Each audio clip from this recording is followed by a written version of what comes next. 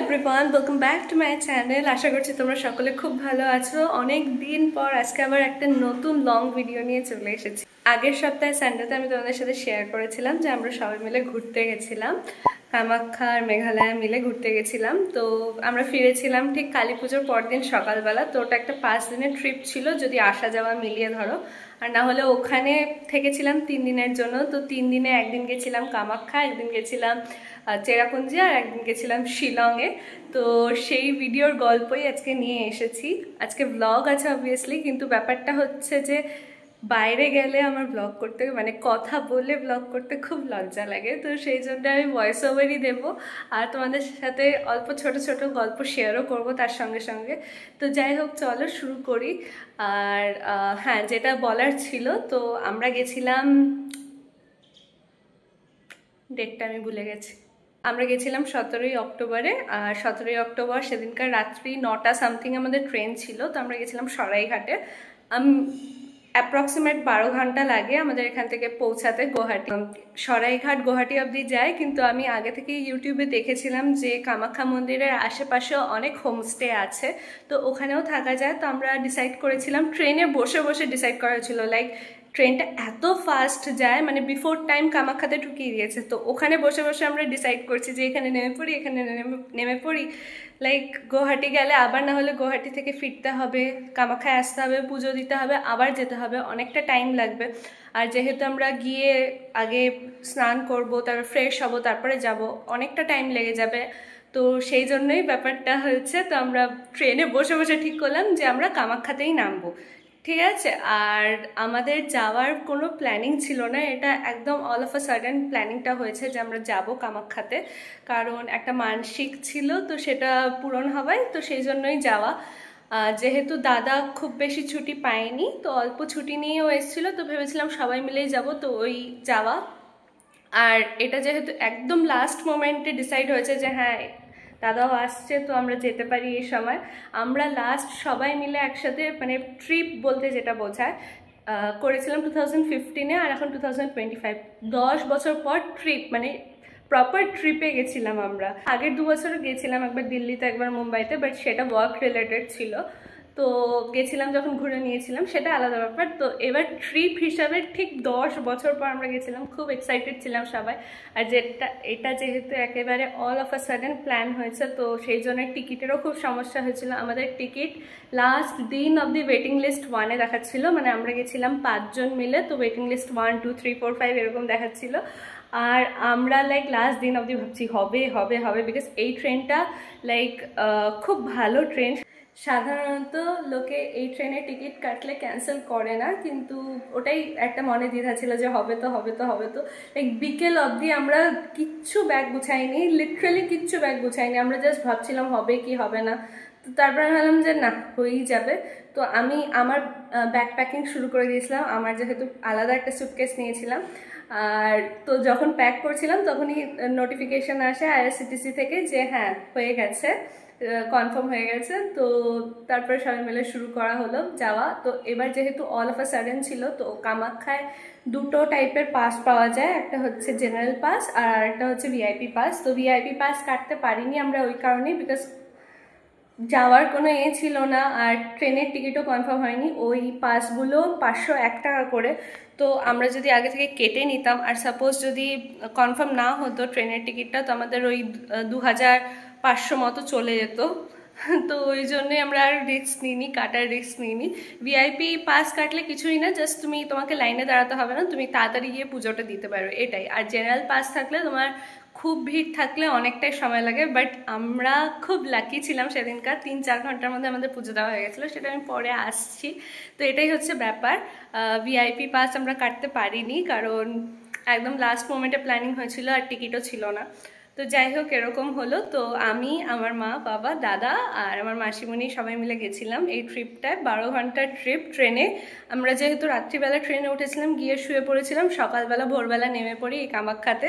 Like ট্রেনে বসে hotel booking করি যে অ্যাভেলেবিলিটি আছে কি নেই, এইসব ট্রেনে বসে বসে করি। তো তারপরে যখন জানতে পারি যে হ্যাঁ ঠিক আছে, তো তারপরে নেমে পড়ি। তো তারপর থেকে যে তোমরা দেখো কি হলো না হলো। এখান থেকে শুরু হয় আমাদের ট্রিপ। আমি সবাইকে বলছিলাম যে হাই করো, মা মার শরীরটা সত্যি খুব খারাপ ছিল, তো মা করতে চাইছিল না। আর আমার দাদা সারাদিন আমাকে জ্বালাতে থাকে, তো আমি দাদাকেও বলছিলাম কর কর কর। ও তারপরে যাই হোক করলো। আর এই সকালবেলা আমরা কামাখ্যা স্টেশনে নামলাম, এই সেই কামাখ্যা স্টেশন। আর কামাখ্যা স্টেশন থেকে আমাদের কামাখ্যা মন্দিরের যেই হোটেলটা আমরা বুক করেছিলাম, যেটা কথা তোমাদের বলছিলাম, সেখানে যেতে প্রায় আমাদের 500 বা 600 ভাড়া নিয়েছিল, আমার এক্স্যাক্ট ঠিক মনে নেই। তো রাস্তাগুলো খুব সুন্দর ছিল, আর রাস্তাগুলো খুব ঝকঝকে তকতকে ছিল, মানে কোনো নোংরা টাইপের কিচ্ছু ছিল না, খুব পরিষ্কার ছিল, যেতে বেশ ভালো লাগছিল। আর তোমরা হয়তো জানো যে কামাখ্যা স্টেশন থেকে কামাখ্যা মন্দির অনেকটাই উপরে, তো আমাদের সেই হিলি রাস্তা দিয়ে গাড়িটা যাচ্ছিল। আর আমাদের স্টেশন থেকে মন্দিরে যেতে, যেহেতু মন্দিরের গা লাগোয়াই আমাদের হোটেলটা ছিল, তো ওখানে যেতে আমাদের 500 থেকে 600 ভাড়া নিয়েছিল, আমার এক্স্যাক্টলি ঠিক মনে নেই। আর আমাদের যিনি ড্রাইভার, তিনি যেতে যেতে বলছিলেন যে কিভাবে কি করতে হবে, কোথা থেকে পাস তুলতে হবে। যেহেতু আমি আগেই বললাম যে আমরা ভিআইপি পাস নিতে পারিনি, আমরা জেনারেল পাসে দাঁড়িয়েছিলাম। তো একটা কথা বলে দিই, তোমরা যদি ভিআইপি পাস নিতে চাও তাহলে যেদিন যাবে তার 7 দিন আগে থেকে তোমাদের পোর্টাল খুলবে, আর তখনই তোমাদেরকে বুক করে নিতে হবে ভিআইপি পাস। তার মূল্য 501 টাকা করে। ঠিক 7 দিন আগে পোর্টালটা খোলে, আমি পোর্টালের লিঙ্ক ডেসক্রিপশন বক্সে দিয়ে দিব। আর তাছাড়া এই জেনারেল লাইনেও দাঁড়ানো যায়, এই জেনারেল লাইনের পাশেই এই যে মা তুলতে গেল দেখালাম, আর আমরাও তুলে নিয়েছিলাম। আমার হাতে দেখছো জেনারেল লাইনের পাস আছে। তো প্রথমে পাস তুলতে হয়, এরকম একটা কামাখ্যা মন্দিরের দেওয়ালয় যাওয়ার একটা গেস্ট হিসাবের পাস দেয়। আর এই কামাখ্যা মন্দির শুরু হলো, এই আশেপাশে চারিদিকে খালি মায়ের যাবতীয় জিনিস, তুমি যা গিফটিং পারপাস বলো বা প্রসাদ ফুল সব কিছু পেয়ে যাবে। আমরা নিয়েছিলাম একটা টোটাল 1000 টাকার ডালি, সেটাকে দাম দর করে 800 টাকা 750 টাকা নেমেছিল এরকম।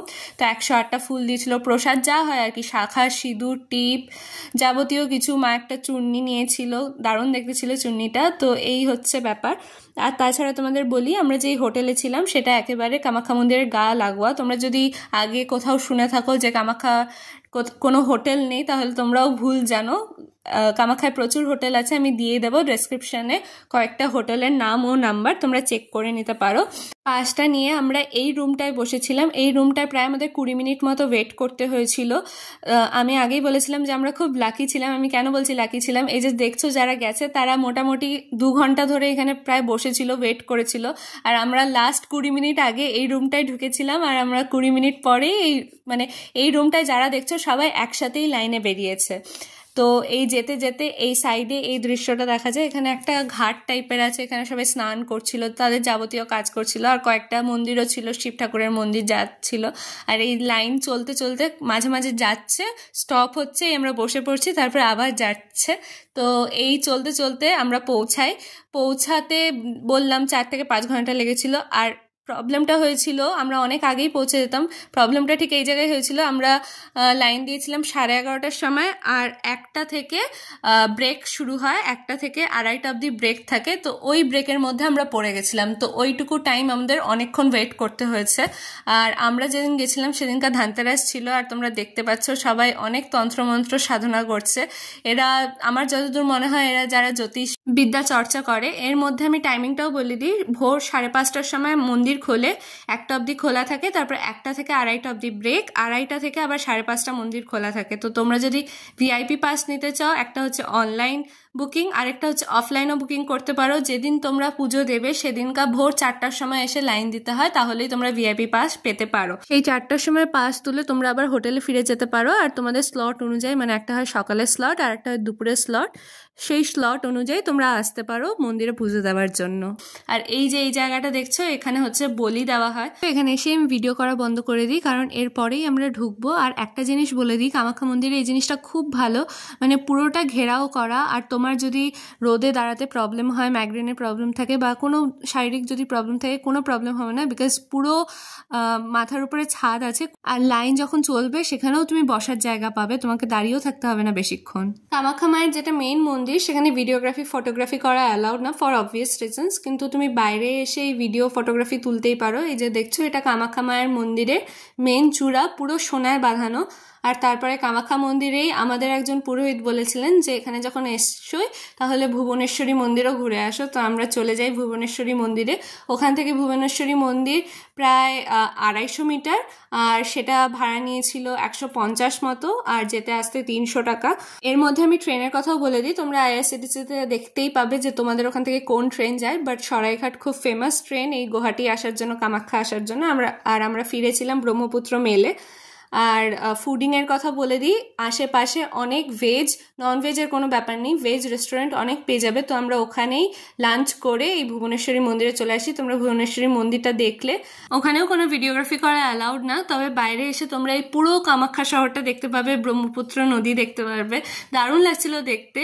আর তোমাদের যদি ভিডিওটা ভালো লাগে তাহলে একটা লাইক, একটা শেয়ার, একটা সাবস্ক্রাইব মনে করে করো, বিকজ ওগুলো খুব ম্যাটার করে একটা ছোট্ট কন্টেন্ট ক্রিয়েটারের জন্য। যেহেতু আমি নতুন নতুন শুরু করেছি, এরপরে এপিসোড 2 আসবে যেখানে আমি শেয়ার করবো আমাদের চেরাপুঞ্জির জার্নি, বিকজ এরপরে আমরা চলে গেছিলাম চেরাপুঞ্জি, আর তারপরে চলে গেছিলাম আমরা শিলংয়ে। তো ওগুলো দেখার জন্য চ্যানেলটাকে মনে করে সাবস্ক্রাইব করে রাখো, because episode 2 is coming very very very soon.